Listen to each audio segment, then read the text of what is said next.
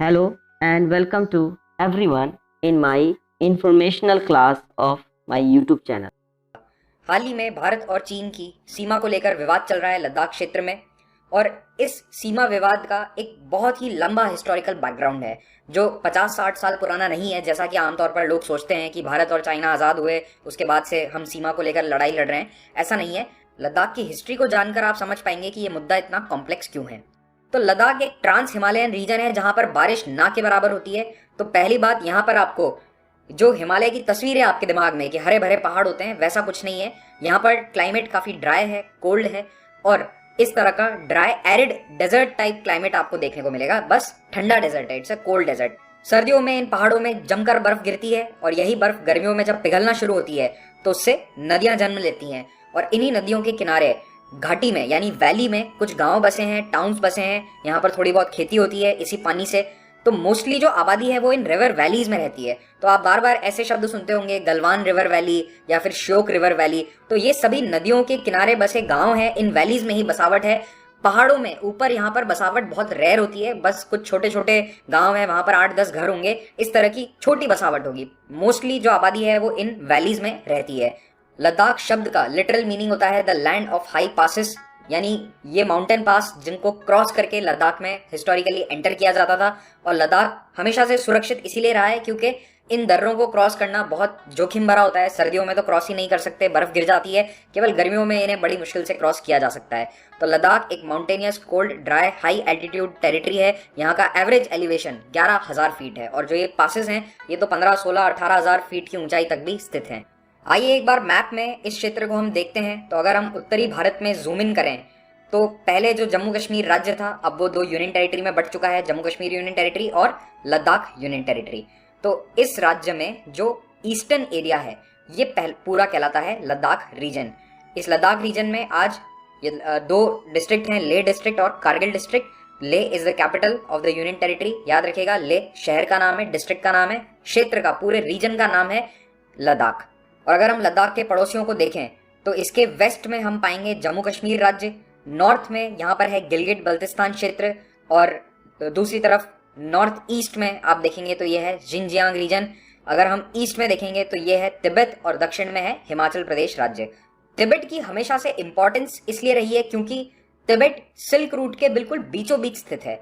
China से जो silk route निकलता था, तो अगर आप देखेंगे कि यहाँ पर लद्दाख है, इधर सेंट्रल एशिया से कनेक्ट करता है, यहाँ पर यूरोप और जो मिडिल ईस्ट कंट्रीज हैं उससे कनेक्ट करता है और नीचे दक्षिण में भारत है। तो एक तरह से लद्दाख आप कह सकते हैं कि चौराहे पर है बिल्कुल सिल्क रूट के। तो हर तरफ से जो व्यापार आता था वो यहीं से होकर क्रॉस करता था। स्पेशली जो तिब्बत से व्यापार होता था दुनिया का, it was via Ladakh. Ladakh से होते हुए काफी सारा व्यापार जाता था तिब्बत। इस मैप में आप लेह और कारगिल डिस्ट्रिक्ट की करंट बाउंड्रीज को देख सकते हैं। तो ये पूरा जो क्षेत्र है ये आज भारत में लद्दाख कहलाता है, जबकि हिस्टोरिकली लद्दाख इससे काफी बड़ा क्षेत्र। अगर इस क्षेत्र का फिजिकल मैप आप देखते हैं तो आप पाएंगे कि ये पूरा एरिया पहाड़ी क्षेत्र है, हाई एल्टीट्यूड माउंटेन्स हैं। और एक बात और याद रखना कि ये हिमालय माउंटेन्स के पार का एरिया है, इसीलिए इसे ट्रांस हिमालय कहते हैं। तो हिमालय माउंटेन्स जो हैं वो हिमालयन माउंटेन रेंज कुछ इस प्रकार से जा रही है और उसके बाद लद्दाख रेंज आती है। तो ये ट्रांस हिमालयन रीजन कहलाता है लद्दाख। यहाँ पर आप देख सकते हैं ये है कश्मीर घाटी। तो जैसा मैंने आपको मैप में बताया कि ये सेंट्रल एशिया का गेटवे था, भारत के लिए भी तिब्बत के लिए भी। सदियों से कश्मीर पश्मीना शॉल्स के लिए या पश्मीना प्रोडक्ट्स के लिए फेमस रहा है। तो ये प्रोडक्ट कैसे बनते हैं, इनका रॉ मटेरियल आता है तिब्बत से वाया लद्दाख। तो ये एक बहुत ही ल्यूक्रेटिव ट्रेड था कि पश्मीना वूल का जो ट्रेड है उसके कारण कई लड़ाइयाँ भी हुई है, अभी आपको आगे पता चलेगा। तो ये सेंट्रल एशिया की लोकेशन इसकी इंपॉर्टेंट इसलिए थी because of trade. Tibetan empire बहुत ही पावरफुल था और इसका लद्दाख क्षेत्र पे, आज का जो हमारा लद्दाख क्षेत्र है उस पर आधिपत्य था। तो लद्दाख, गिलगिट बल्तिस्तान, इनफैक्ट ऑलमोस्ट पूरा सेंट्रल एशिया तिब्बत के एम्पायर के अधीन था। Tibet was a very powerful kingdom during that time. इस मैप को ध्यान से देखिए, यहाँ पर कई रंग बिरंगी लाइंस आपको नजर आएंगी। ये वो लाइनें हैं जो ब्रिटिश हुकूमत के समय प्रपोज करी गई थी कि इसको बॉर्डर बना लेते हैं। जैसा मैंने आपको बताया, अंग्रेजों ने कोशिश जरूर करी थी कि बॉर्डर को क्लियरली मार्क किया जाए, एटलीस्ट मैप पे मार्क किया जाए, और उसे कोई माने या ना माने वो एक अलग बात है। तो इन कोशिशों को आप थोड़ा सा ध्यान से सुनिए। पहली कोशिश करी गई 1865 में। ये डॉटेड लाइन जो आपको यहाँ नजर आ रही है ये है जॉनसन लाइन। तो जॉनसन लाइन को भारत आज भी अपना ऑफिशियल क्लेम मानता है फॉर इंटरनेशनल बाउंड्री। अगर आप भारत के नक्शे को देखेंगे तो ये वो जॉनसन लाइन को ही ट्रेस करता है। तो हम आज भी इस जॉनसन लाइन को मानते हैं कि ये लद्दाख का बॉर्डर है, क्योंकि फर्स्ट जो ब्रिटिश एफर्ट था वो यही था। लेकिन 1873 में ब्रिटिशर्स ने फिर से एक बार मैप पर ये बॉर्डर बना दिया येलो लाइन वाला, तो इसमें ये वाला एरिया चला गया। इसको खैर कोई नहीं मानता, ना भारत ना चाइना। फिर तीसरा प्रयास किया गया 1897 में मैकार्टनी मैकडोनल्ड लाइन, जो ये ग्रीन कलर की लाइन नज़र आ रही है। तो इसमें आप देखेंगे कि ये जो अक्साई चिन वाला एरिया है ये तिब्बत में चला जाता है। तो इसको चाइना पहले मान लेता था, लेकिन बाद में चाइना ने इसको मानना मना कर दिया। चाइना ने कहा कि हम तो यहाँ तक का एरिया क्लेम करते हैं, ठीक है। तो जबकि वहाँ तक उनकी आर्मीज थी नहीं। अब एक बात और समझो कि यहाँ इस पूरे क्षेत्र में आर्मी पोस्ट परमानेंटली रखना बहुत ही मुश्किल था। आज हमारे पास इतनी सुविधाएं हैं, टेक्नोलॉजी इतनी एडवांस हो चुकी है, उसके बावजूद हमें परेशानियां आती है वहाँ पर। ना केवल हमें बल्कि चाइना को भी आती है। तो उस समय जब डोगरा रूल था तो ऐसा नहीं है कि यहाँ पर परमानेंट पोस्ट होती थी। हाँ, कुछ जगहों पर किले होते थे, छोटे छोटे फोर्ट बनाए होते थे और उनसे आगे पेट्रोलिंग किया करते थे सैनिक। तो यही होता था। तो तिब्बत की ओर से भी यही था, हमारी ओर से भी यही था। लेकिन आज की आर्मीज की तरह उनके पास गाड़ियां नहीं थी, ये सब काम पैदल या फिर घोड़े या खच्चरों पे होता था। 1947 में भारत आज़ाद हो गया और 1949 में पीपल्स रिपब्लिक ऑफ चाइना की स्थापना हो गई। तिब्बत बाद में चाइना का हिस्सा बन गया और लद्दाख भारत के एडमिनिस्ट्रेटिव कंट्रोल में है। तो इन लद्दाख और तिब्बत के बीच का जो बॉर्डर है, इन दोनों एंटिटीज के बीच का बॉर्डर, अब वो इन दोनों देशों के बीच का बॉर्डर है। भारत तो ये कहता है कि बॉर्डर मार्क्ड है, जॉनसन लाइन ने उसे मार्क कर दिया था। चाइना ने कहा है कि हमने कभी भी जॉनसन लाइन या मैकार्टनी लाइन को भी एक्सेप्ट नहीं किया, फॉर्मली हमने कभी नहीं माना था। हाँ, 1914 में अंग्रेजों ने टिबेटन्स के साथ समझौता किया था एक बार, शिमला बुलाकर उन्हें। लेकिन चाइना ने ये कहा बाद में, पीपल्स रिपब्लिक ऑफ चाइना ने, कि तिब्बत के पास इस तरह का कोई अधिकार नहीं है कि वो अपने स्तर पर अंग्रेजों से समझौता कर लेता, क्योंकि तिब्बत तो चाइना का हिस्सा था, उस समय भी था, इंपीरियल चाइना का हिस्सा था। तो अल्टीमेटली बात यह है कि दोनों ही देश इंपीरियलिज्म के बेसिस पर अपनी बॉर्डर को क्लेम कर रहे हैं। हम अपना बॉर्डर क्लेम करते हैं बेस्ड ऑन ब्रिटिश मैप्स। तो ब्रिटिश हुकूमत जो थी उस समय उन्होंने मैप बना दिया, हम उसके बेसिस पर क्लेम कर रहे हैं। और चाइना किस बेसिस पर क्लेम कर रहा है कि जो तिब्बत का पुराना बॉर्डर हुआ करता था, अब तिब्बत को तो उन्होंने अपने कब्जे में ले लिया है, लेकिन वो तिब्बत के बॉर्डर के बेसिस पर लद्दाख को क्लेम करते हैं। तो मैंने आपको बताया कि Tibet historically, politically, culturally Ladakh से बहुत क्लोजली एसोसिएटेड था। दोनों की बाउंड्रीज काफ़ी बार चेंज हुई हैं, कभी तिब्बत की बाउंड्री ज़्यादा बड़ी थी, कभी मर्यूल किंगडम की बड़ी थी।